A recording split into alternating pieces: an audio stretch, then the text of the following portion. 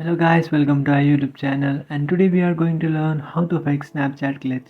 So if you want to fix your Snapchat glitches, what you have to do is, first of all you have to check you have a stable internet connection, and after checking if you have a stable internet connection, just open up your Play Store application. And after opening your Play Store application, in the search bar you have to search for Snapchat. And after searching for Snapchat, you can find the Snapchat application. Just tap on that, and now after opening your Snapchat, if you find an update option instead of open, what you have to do is you just have to update your application. After updating your application, your problem might be fixed.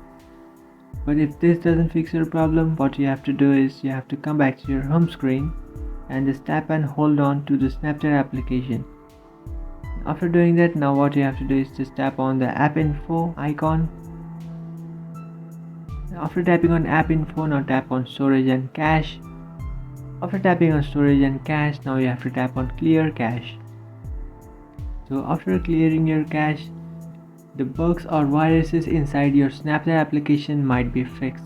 But even that doesn't fix your problem, what you have to do is you just have to reinstall your Snapchat application.